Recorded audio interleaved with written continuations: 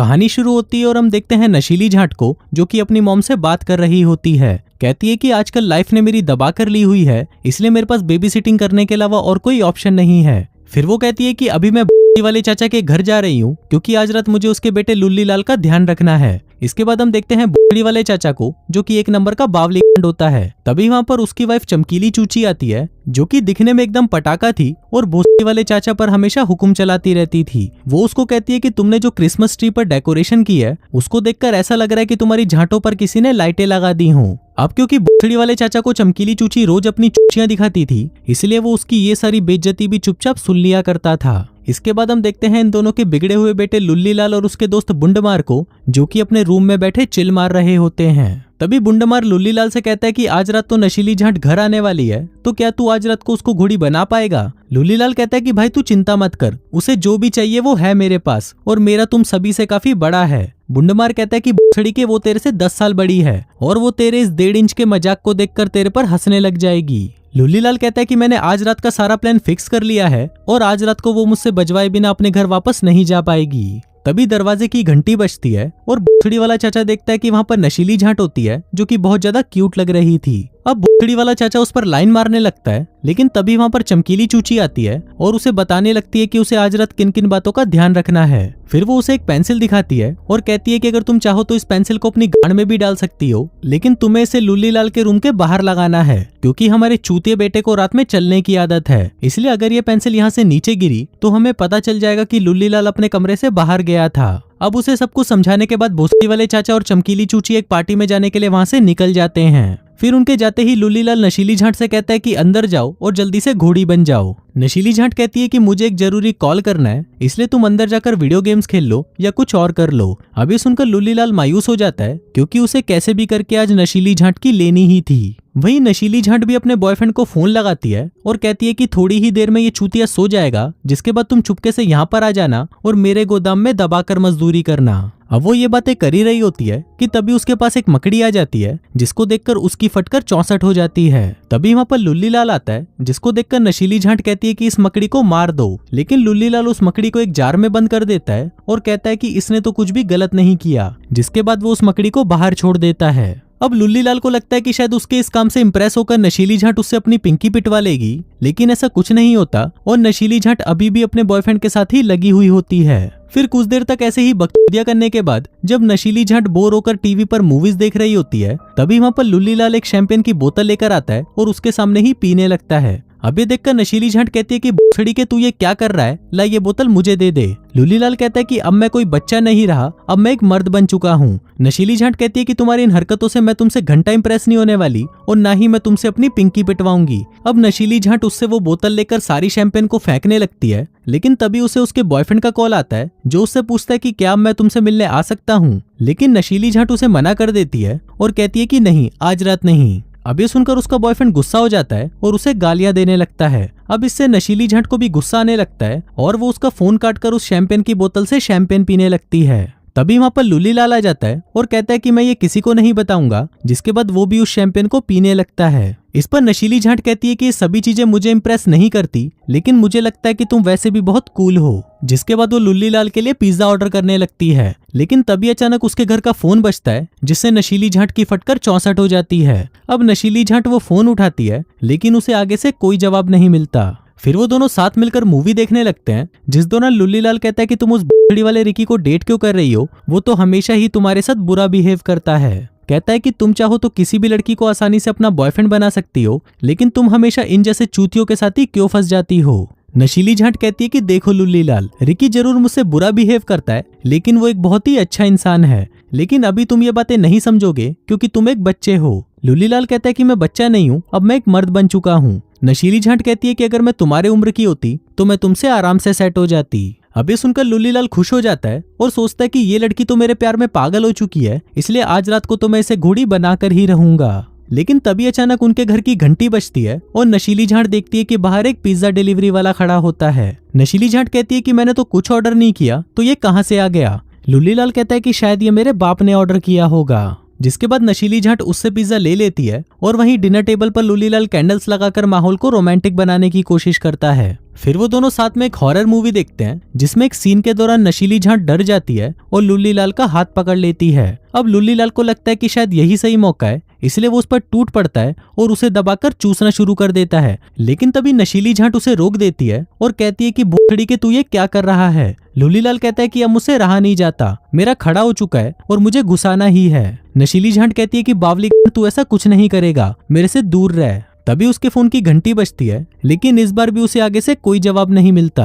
अब नशीली झांट को लगता है कि शायद ये सब उसका चूतिया बॉयफ्रेंड कर रहा है, इसलिए वो उसे गालियां देने लगती है और कहती है कि बुखड़ी के मैं तेरी गांड में डंडा डाल दूंगी। वहीं लूलीलाल का दिल टूट चुका था, इसलिए वो अपना गम भुलाने के लिए दारू पीने लगता है। तभी नशीली झांट की नजर खिड़की पर पड़ती है जहां पर किसी ने एक सेंटा क्लॉस रख दिया था। अब ये देखकर नशीली झांट डर जाती है और कहती है कि कोई तो है जो हम पर नजर रख रहा है। तभी वो देखती है कि घर का पीछे का दरवाजा खुला हुआ है, जिसको देखकर वो और डर जाती है और लूलीलाल को कहती है कि जल्दी से मुझे मेरा फोन दो। लेकिन लूलीलाल जैसे ही वो फोन उसकी तरफ फेंकता है, वो फोन जाकर एक्वेरियम में गिर जाता है। अब नशीली झांट उसे बाहर निकालने लगती है, लेकिन तभी उसके दरवाजे पर कोई नॉक करता है। अब लूलीलाल दरवाजा खोलने लगता है, लेकिन नशीली झांट उसे रोक देती है और कहती है कि हमें पुलिस को बुलाना चाहिए। लेकिन अपना लूलीलाल तो मर्द बन चुका था, इसलिए वो दरवाजा खोलकर कहता है कि बुखड़ी के तू जो भी है मैं तेरी गांड मार दूंगा। तभी अचानक कोई आदमी आकर उसके ऊपर जंप करता है, लेकिन जब लूलीलाल उसकी शक्ल देखता है तो उसे पता चलता है कि ये तो उसका दोस्त बुंडमार है। नशीली झांट कहती है कि बुखड़ी के ये क्या बकवादी है, अगर मैं पुलिस को बुला लेती तो वो लोग तेरी गांड सुझा देते। अब वो तीनों बातें कर ही रहे होते हैं कि तभी उन्हें ऊपर किसी की आवाज सुनाई देती है। अभी सुनकर नशीली झांट एक चाकू लेकर आती है और लूलीलाल से कहती है कि तुम लोग यहीं रुको, मैं ऊपर जा रही हूँ और अगर तुम्हें मेरी चिल्लाने की आवाज सुनाई दे तो पुलिस को फोन कर देना। जिसके बाद वो देखने के लिए ऊपर जाने लगती है, लेकिन वहीं उन दोनों चूतियों की भी फटी पड़ी थी, इसलिए वो दोनों भी उसके साथ आ जाते हैं। अब वो तीनों जैसे ही ऊपर रूम में पहुंचते हैं, वो देखते हैं कि खिड़की का शीशा टूटा हुआ है और वहां पर एक ईंट पड़ी हुई है। अब नशीली झांट पुलिस को फोन करने की कोशिश करती है, लेकिन उनके घर का एक भी फोन काम नहीं कर रहा होता। फिर वो लोग इंटरनेट से मदद बुलाने की कोशिश करते हैं, लेकिन उनके वाईफाई का सिग्नल भी कट हो चुका होता है। अब उनके पास और कोई रास्ता नहीं बचा था सिवाय घर से बाहर जाकर मदद लाने के, इसलिए नशीली झांट कहती है कि तुम लोग यहीं वेट करो, मैं जल्दी से जाकर पुलिस को बुला लाती हूँ। लेकिन जैसे ही वो खिड़की से बाहर देखती है, उसे पता चलता है कि उसके कार का टायर किसी ने पंचर कर दिया है। इसी दौरान ऊपर से बुंडमार उस ईंट को लेकर आता है जिसमें लिखा हुआ था कि अगर तुम यहाँ से बाहर गए तो तुम मरोगे। अब ये देखकर बुंडमार बहुत ज्यादा डर जाता है और घर से बाहर भागने लगता है, लेकिन तभी एक गन शॉट की आवाज आती है और बुंडमार वहीं टपक जाता है। अब ये सब देखकर नशीली झांट की फटकर 464 हो जाती है और वो लूलीलाल से पूछती है कि क्या तुम्हारे घर पर कोई गन पड़ी है। लूलीलाल कहता है कि हाँ, मेरे पापा के बेडरूम में है। नशीली झांट कहती है कि हमें कैसे भी उस गन को लाना पड़ेगा। जिसके बाद वो दोनों छुपते छुपाते उसके बाप के बेडरूम की तरफ जाने लगते हैं। तभी वहां पर वो एक आदमी को देखते हैं जो कि अपने हाथ में एक शॉटगन लेकर घूम रहा था। अब ये देखकर नशीली झांट लूलीलाल को लेकर एक रूम में आ जाती है और एक कबर्ड में जाकर छुप जाती है।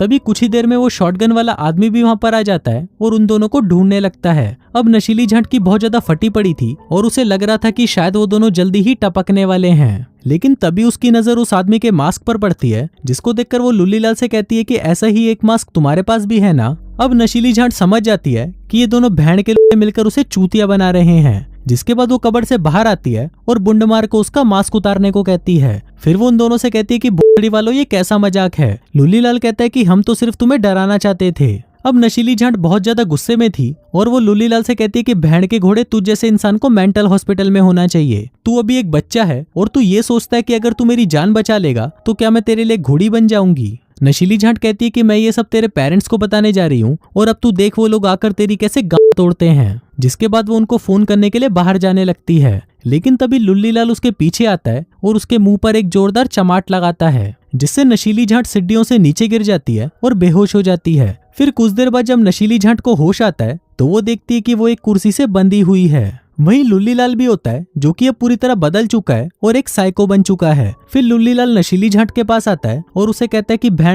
मैं तुझे दिल से चाहता था, लेकिन तू भी उन बाकी लड़कियों की तरह ही निकली ना, साली धोखेबाज। नशीली झांट कहती है कि खड़ी के मुझे खोल दे, नहीं तो मैं तेरी गांड मार दूंगी। इस पर लूलीलाल कहता है कि चलो ट्रूथ और डेयर खेलते हैं, अगर तुम जीत गई तो मैं तुम्हें आजाद कर दूंगा, लेकिन अगर तुम हार गई तो तुम्हें मरना पड़ेगा। अब लूलीलाल उससे पूछता है कि ट्रूथ या डेयर। नशीली झांट कहती है ट्रूथ। लूलीलाल उससे पूछता है कि तुम कितने लोगों से पिलवा चुकी हो। इस पर नशीली झांट कहती है कि किसी से भी नहीं। अब ये सुनकर लुल्लीलाल कहता है कि मुझे चूतिया मत बना, सबको पता है कि तेरे एक्स बॉयफ्रेंड जेरेमी ने तुझे कई बार घोड़ी बनाया है। नशीली झांट कहती है कि ऐसा कुछ नहीं है, जब मैं उसे छोड़कर गई तो वो चूतिया सबको झूठ बोलने लगा कि उसने मुझे पेला है। अब अगली बारी लुल्लीलाल की होती है, जिसमें बुंडमार उसे डेयर देता है कि उसे नशीली झांट की चूचियां दबानी होंगी। अब ये सुनकर नशीली झांट उसे मना करने लगती है, लेकिन हमारा नुन्नीलाल तो ये मौका कहाँ छोड़ने वाला था, इसलिए वो नशीली झांट के पास आता है और उसकी दोनों चूचों को दबाकर निचोड़ देता है। अब उसको मजा करते देख बुंडमार की भी इच्छा होने लगती है और वो लुल्लीलाल से कहता है कि मुझे भी इसकी चूचियां दबानी हैं।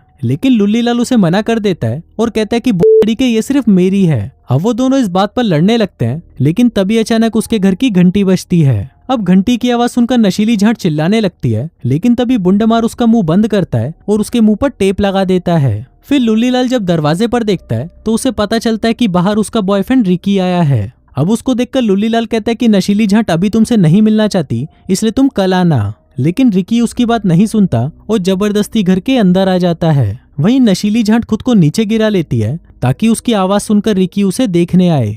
लेकिन तभी वहां पर बुंडमार आता है और रिकी से कहता है कि नशीली झांट ऊपर तुम्हारा वेट कर रही है। इसी दौरान नशीली झांट को वहां पर एक कांच का टुकड़ा पड़ा हुआ दिखता है, जिसको वो अपने हाथ में छुपा लेती है। वहीं दूसरी तरफ रिकी नशीली झांट को ऊपर ढूंढ रहा होता है, लेकिन तभी पीछे से लुल्लीलाल एक बैट लेकर आता है और उसे रिकी के सर पर मारकर उसे बेहोश कर देता है। फिर कुछ देर बाद जब रिकी की आंख खुलती है तो वो अपने आप को नशीली झांट के पास बंधा हुआ पाता है। इसी दौरान लुल्लीलाल उनको बताता है कि उसी ने ही नशीली झांट के फोन से तुझे मैसेज किया और तुझे यहाँ पर बुलाया। इसके बाद वो नशीली झांट के फोन से उसके एक्स बॉयफ्रेंड जेरेमी को भी फोन कर देता है और उसे कहता है कि अगर तुम्हें नशीली झांट को घोड़ी बनाना है तो जल्दी से यहाँ पर आ जाओ।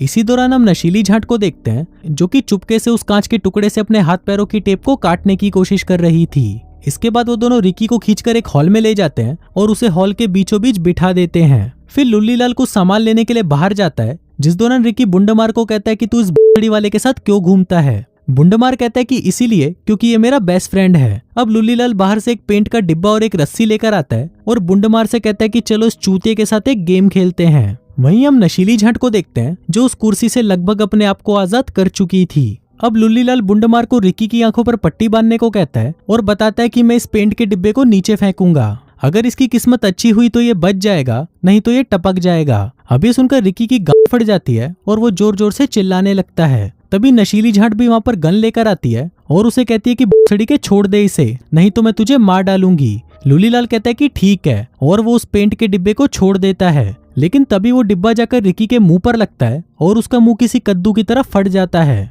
अब ये देखकर लुल्लीलाल हंसने लगता है और उसे कहता है कि तुमने देखा ये कैसे फट गया। नशीली झांट कहती है कि भोसड़ी के तू हंस क्यों रहा है, जिसके बाद वो उसे शूट करने लगती है। लेकिन तभी वो देखती है कि उस गन के अंदर तो गोलियां है ही नहीं। लुल्लीलाल कहता है कि भोसड़ी की मैं इतना चूतिया नहीं हूँ जो इसके अंदर गोलियां भी रखूं। अब नशीली झांट वहां से भागने लगती है, लेकिन इससे पहले कि वो घर से बाहर जाती, अचानक कहीं से एक उड़ती हुई ईंट आकर उसके सिर पर लगती है और वो वहीं पर बेहोश हो जाती है। फिर कुछ देर बाद जब उसे होश आता है तो वो देखती है कि उसे फिर से बांध दिया गया है। अब लुल्लीलाल उसके पास आता है और उसे कहता है कि अब बस बहुत हुआ, अब मैं तुझे दबाकर पेलूंगा और उसके बाद जब मेरा मन तेरे से भर जाएगा तो मैं तुझे मार डालूंगा। अब वो अपना कार्यक्रम शुरू करने ही वाला होता है, लेकिन तभी वो देखता है कि बाहर नशीली झांट का बॉयफ्रेंड जेरेमी भी आ चुका है। अब लुल्लीलाल जेरेमी के पास जाता है और उसे कहता है कि मुझे यहाँ पर नशीली झांट ने भेजा है। फिर वो उसे एक डायरी देता है और उसे कहता है कि नशीली झांट ने कहा है कि तुम इसमें उसके लिए एक सॉरी लेटर लिखो, जिसके बाद ही तुम उसके पास जाकर उसे बजा सकते हो। अब जेरेमी लुल्लीलाल की बात मान जाता है और वहां पर बैठकर नशीली झांट के लिए एक लेटर लिखने लगता है। लेकिन तभी पीछे से लुल्लीलाल एक रस्सी का फंदा लेकर आता है और उसे जेरेमी के गले में डालकर उसे लटका देता है। दूसरी तरफ अंदर हम नशीली झांट को देखते हैं, जो कि बुंडमार को हूत का लालच देकर उसे उसको खोलने के लिए कहती है। अब बुंडमार भी उसकी इन बातों में आ जाता है और उसे खोलने लगता है, लेकिन तभी लुल्लीलाल उसे ऐसा करते हुए देख लेता है और बुंडमार को शूट कर देता है। अब अपने दोस्त को मरता हुआ देखकर लुल्लीलाल नशीली झांट को गालियां देने लगता है और उसे कहता है कि बुढ़ी की तेरी वजह से मुझे मेरे दोस्त को मारना पड़ा, तू साली एक नंबर की पनौती है, जब से तू मेरी लाइफ में आई है मेरी लाइफ के लोहे लग चुके हैं, इसलिए अब तुझे भी मरना पड़ेगा। जिसके बाद वो उसके पीछे आता है और एक चाकू निकालकर उसे उसके गले पर फिरा देता है। इसके बाद वो अपने फोन में देखता है कि उसके पेरेंट्स वापस घर आने वाले हैं, इसलिए वो उन सभी मर्डर्स की सिचुएशन को इस तरह बना देता है कि जेरेमी को नशीली झांट के दूसरे अफेयर के बारे में पता चल गया था, इसलिए उसने पहले रिकी को मारा और फिर नशीली झाट का गला काटकर उसे भी मार दिया। साथ ही जब उसे ये पता चला कि बुंडमार भी नशीली झाट को पेलना चाहता है तो उसने बुंडमार को भी मार डाला। अब अपनी सारी प्लानिंग करने के बाद वो घर के फोन और वाईफाई कनेक्शन को फिर से शुरू कर देता है और अपने रूम में जाकर सोने का नाटक करने लगता है। फिर कुछ देर बाद जब उसके पेरेंट्स घर आते हैं तो अपने घर की ऐसी हालत देखकर उनकी फटकर 64 हो जाती है। फिर उसकी माँ चिल्लाते हुए ऊपर आती है, लेकिन वहाँ पर वो देखती है कि लुल्लीलाल तो अभी भी सोया हुआ होता है। फिर उसका बाप वहाँ पर पुलिस को बुला लेता है, जहाँ पर पुलिस उनको बताती है कि सभी मर चुके हैं, लेकिन उनमें से एक अभी भी जिंदा है। अब जब ये बात लुल्लीलाल को पता चलती है तो वो भागकर खिड़की के पास जाता है और देखता है कि भैंस कौन जिंदा बच गया। वो देखता है कि ये नशीली झाट होती है जिसने अपने गले पर टेप लगाकर अपने बहते हुए खून को रोक दिया और जिंदा बच गई। फिर जाते हुए जहरीली झाट उसे अपनी उंगली दिखाती है और कहती है कि बछड़ी के अब तू भी नहीं बचेगा। वहीं ये सब देखकर लुल्लीलाल की भी फटी पड़ी थी कि अब उसे किसी भी तरह नशीली झाट को टपकाना ही होगा, नहीं तो उसके खुद के भी लड़े लग जाएंगे। और इसी के साथ ही ये फिल्म यहीं खत्म हो जाती है।